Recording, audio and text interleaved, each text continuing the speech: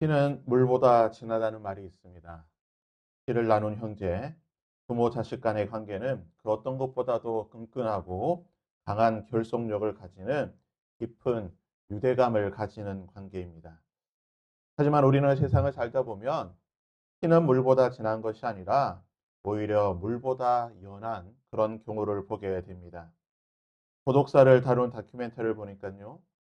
망자가 평생 동안 홀로 외롭게 지내다가 쓸쓸히 혼자 죽게 되는데 평생을 망자를 찾지 않던 그 가족들, 그 친지들이 망자가 죽고 나니까 그들의 유산을 가지기 위해, 차지하기 위해 찾아오는 경우들을 본 적이 있습니다. 가족이긴 하지만 남보다 못한 그런 경우를 우리는 너무나 많이 보게 됩니다. 그리고 오늘 본문의 말씀에서 그와 같은 경우를 또한 보게 됩니다. 이삭은 쌍둥이 두 아들을 낳았습니다. 첫째는 에서요, 둘째는 야곱입니다. 에서와 야곱이 태어날 때의 모습을 성경은 이렇게 기록하고 있습니다. 창세기 25장 25절과 26절에 먼저 나온 자는 붉고 전신이 토록 같아서 이름을 에서라 하였고 후에 나오는 손으로 에서의 발꿈치를 잡았으므로 그의 이름을 야곱이라 하였다라고 말하고 있습니다. 한 배에서 태어난 쌍둥이지만 에서와 야곱은 그 외모도 그리고 성격도 그들의 삶도 정반대의 삶을 살게 되는 것을 보게 됩니다. 첫째 에서는 털이 많고 붉다라는 뜻으로 에서, 붉다라는 이름을 짓게 되고 둘째 야곱은 형의 발꿈치를 잡았기 때문에 잡았다라는 뜻으로 야곱을 짓게 됩니다. 그리고 형 에서는 그 이름대로 그 붉다라고 하는 음식, 즉 창세기 25장 30절에 야곱에게 이르되 내가 피곤하니 그 붉은 것을 내게 먹게 하라 한지라 그러므로 에서의 별명이 에돔이었더라라고 말하고 있습니다. 성경의 주석에서 이 에돔은 붉다라는 뜻을 가지고 있습니다.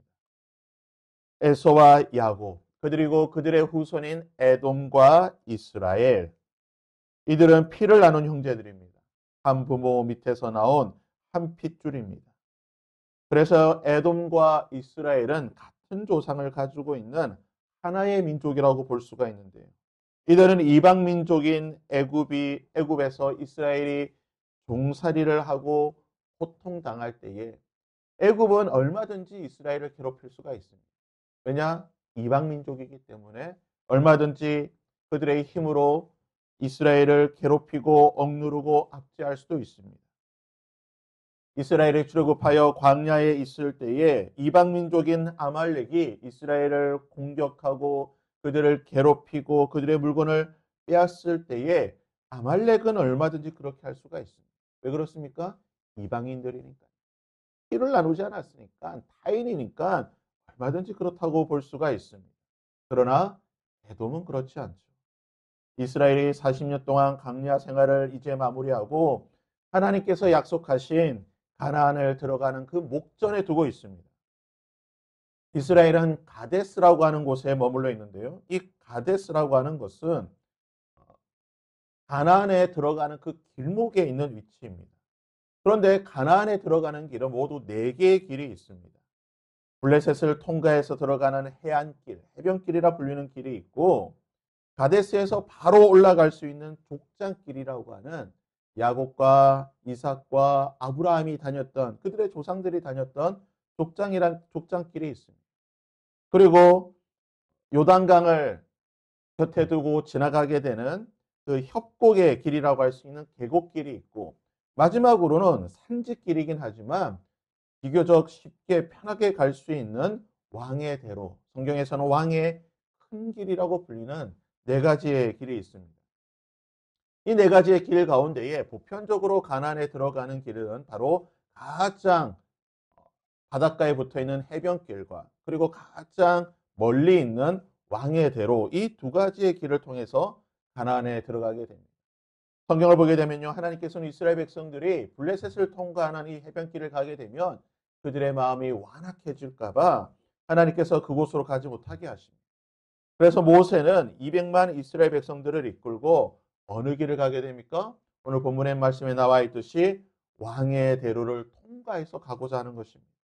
그런데요, 왕의 대로를 가려고 하면은 반드시 에돔 땅을 지나가야 됩니다. 에돔의 그 변경 모퉁이를 살짝 거쳐서 지나가야 된다는 것입니다. 아마 이렇게 표현하면 조금 쉽게 이해가 되실 것 같습니다. 우리가 서울을 가려고 하면요, 서해안을 타고 이 광명을 지나가야 되고요. 아니면 경부선을 타고 수원을 지나가야 되는 거예요. 아니면 영동선, 강원도에서 오게 되면은 거기 용인을 지나가서 서울을 들어가게 됩니다. 우리 같으면은 조금 쉽게 갈 수 있는 이 서해안 길을 광명을 통해서 가야 되겠지만 하나님께서 이곳을 못 가게 하고 돌아서 저기 영동선을 타고 용인 쪽으로 지나가라고 하나님께서 말씀하신 것과 같다라고 보시면 될 것 같습니다. 그래서 모세가 어떻게 합니까? 14절 말씀에 모세가 가데스에서 에돔 왕에게 사신을 보내며 이르되 당신은 우리의 형제 동생인 이스라엘의 말에 우리가 당한 모든 고난을 당신도 하시거니와 이제 우리가 당신의 변방 모퉁이 그냥 끝에 살짝 지나서 가겠습니다. 청하건대 우리를 당신의 땅을 지나가게 하옵소서. 우리가 누구입니까? 우리가 남이 아니지 않습니까? 우리가 남입니까?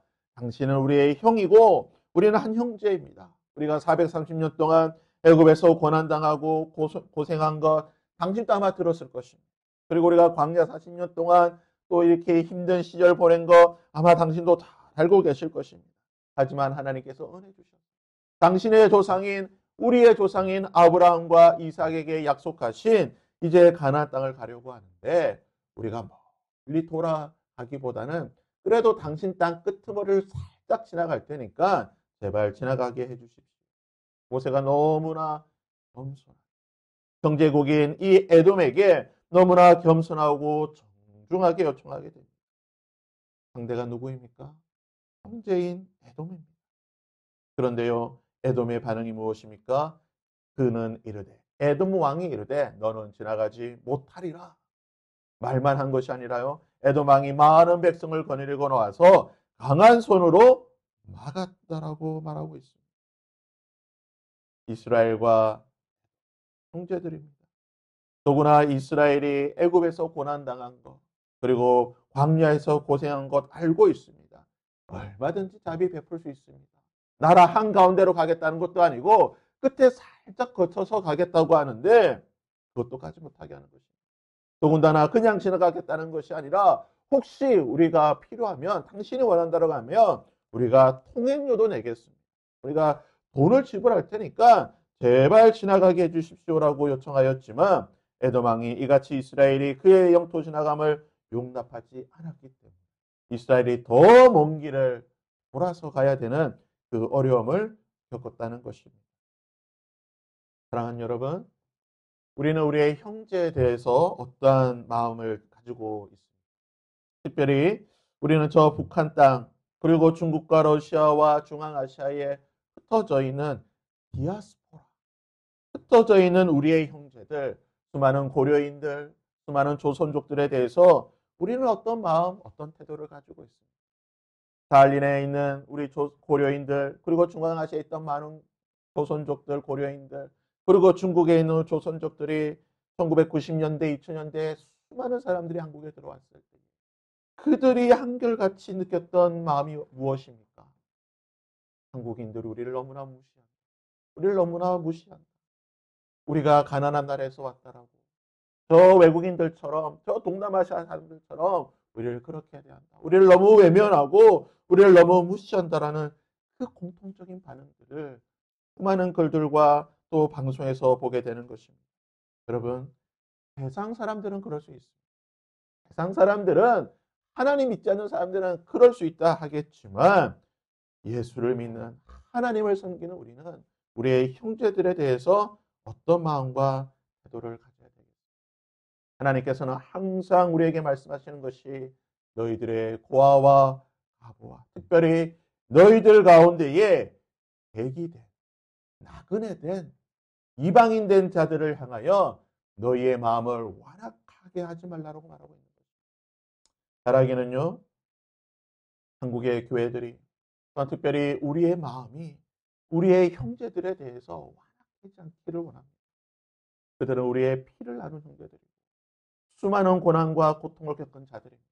우리가 그들의 눈물을 닦아줄 수 있어야 될 것이고, 우리가 그들의 손을 붙잡아 줄 수 있어야 될 것입니다. 우리나라에 250만의 외국인들이 있다고 합니다. 그들 가운데 수많은 조선족들, 그리고 고려인들, 그리고 중앙아시아에 흩어져 있는 수많은 우리의 형제들이 여전히 이방인처럼 우리 가운데 거주하고 있습니다. 사랑하는 우리의 마음이 완악한 마음이 아니라, 애동 같은 완악한 마음이 아니라 형제의 마음으로 대할 수 있기를 바라고, 우리가 그들을 만나든 만나지 않든 우리의 그러한 부드러운 마음이 그들에게 전해질 수 있고, 또한 우리의 이러한 마음들이 우리가 속해 있는 공동체, 우리 교회, 또한 우리 지역사회, 또 이 한국사회에 전해지고 이 부드러운 마음을 가질 수 있도록 우리가 함께 그러한 마음을 하나님께 기도하고, 나부터 우리의 형제들에 대한 그러한 마음을 가질 수 있도록 함께 주님 앞에 기도하며 나아가도록